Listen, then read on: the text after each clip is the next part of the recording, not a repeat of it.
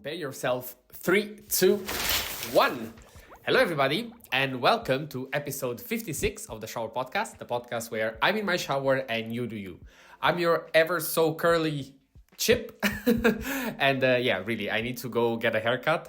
I've promised my girlfriend that I would go this week, but let's say I still haven't made an appointment. But I will try to do it. It's just that here in Switzerland, I still haven't found somebody that I trust. So yeah, I'm procrastinating that. On the good side, I have to report back to, let's say, the biggest audience in the world that really my sticking to the plan and not lying to myself, making a bit more than I'm comfortable doing, has been doing wonders. Like yesterday, today have been amazing. So I really, let's say, have to confirm to you that my plans really work. No, jokes aside, really, it has improved my mood, my energy. Everything has been going great, and really I have no real downside. I don't even feel more fatigued during the day because of the hour and a half of sleep that I am sacrificing, which I'm not really, because I'm more tired by the end of the day. So really, it has been working wonders. But now we are not here to talk about this, but I'd like you to picture yourself in this situation.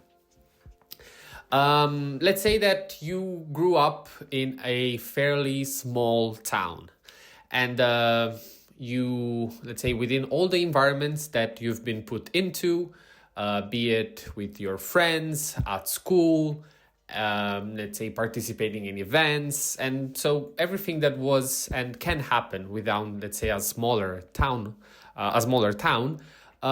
you have always been the best. You have always been regarded as the best, and you have in general been the one that always was praised for how good it was and how well you were doing. But let's say a doubt arises and you ask yourself, am I really that good? Now, it is normal, let's say, for everybody to question themselves at some point if you're not, let's say, delusional and you don't have a mental illness that makes you have a God complex. But let's say normal people doubt themselves and you're like, you know what? I want to test myself. So let's say you know that in a very close town, let's say they organize once per year a kind of competition between, let's say, volunteers from all the towns that are next to you. You are feeling confident, you have always had good results, and you shouldn't fear all that much. How harder could it be? In the end, I am the best. Now you end up, let's say, signing to this event and you go to the town. The day of the event, again, you look around. I mean, people look pretty normal, or at least you don't see anything that's all too different from what you have seen within your town hall. So you are confident. You enter in, you start, let's say, the competition. It is let's say, a writing competition. Again, I'm making this up. It's not let's say, a prepared story, but I just want to, let's say, have you follow me when I trying to get to the point of this. You start your writing test, the questions are not that difficult, but again, you are doing well, you are writing, you are one of the first actually to, let's say, give in your test, you're satisfied and you go back home. A few weeks pass and the results come back. These results are, let's say, available to everybody. So it's not something that you just receive, but it's, let's say, posted in a website where everybody can check that. You are actually very excited because, again, you want to check to see, I cannot wait for everybody to tell me that I'm the best again. You go, check, and you are last place. How can that be? I mean, you did great. You replied in the right way. So you're like, nah, there has to be a mistake.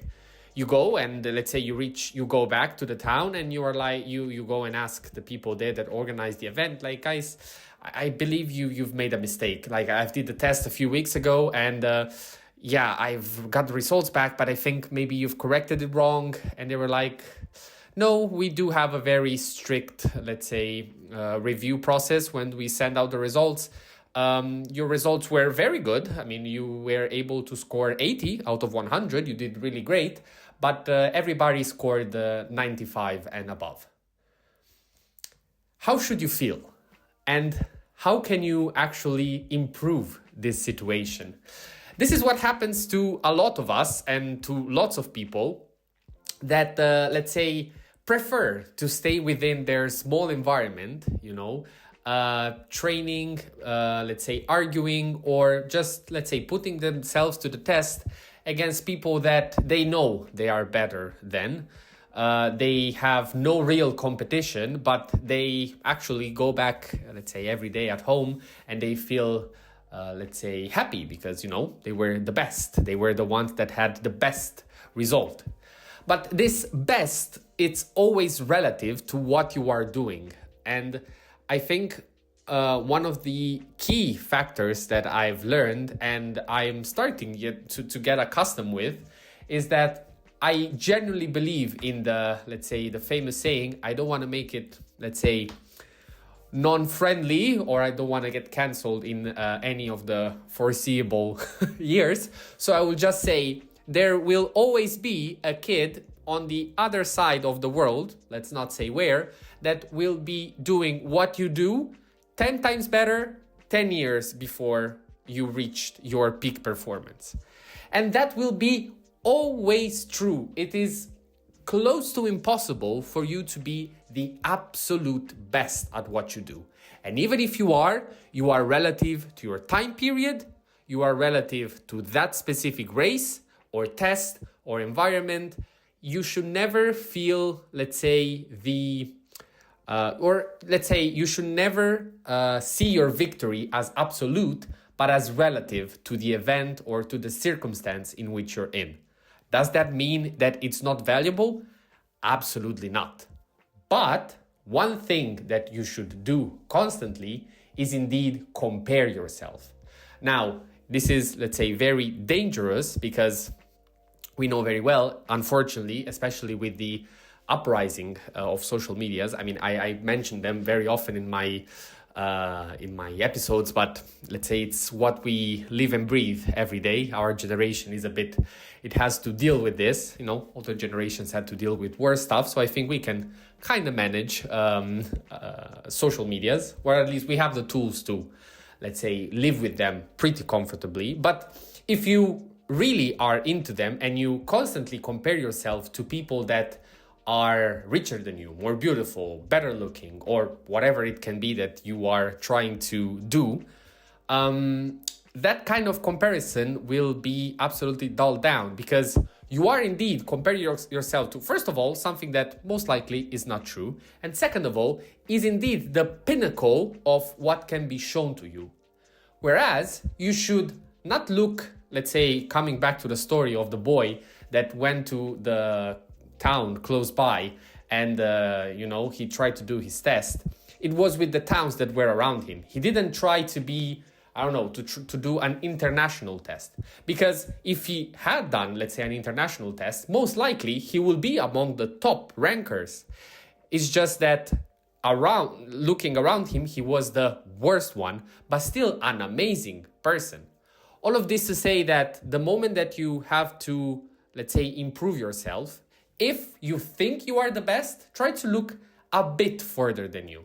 Don't look at the top, don't try to be somebody that at this moment you couldn't be, but try to look just a bit further, What is, let's say, outside of my inner circle? What can I do better? What can I, let's say, get even as inspiration, from the people that are close to me? And on the other hand, if you're, let's say, not at your best or you're trying to get there, at the same time, don't, let's say, take anything that you see around you as granted.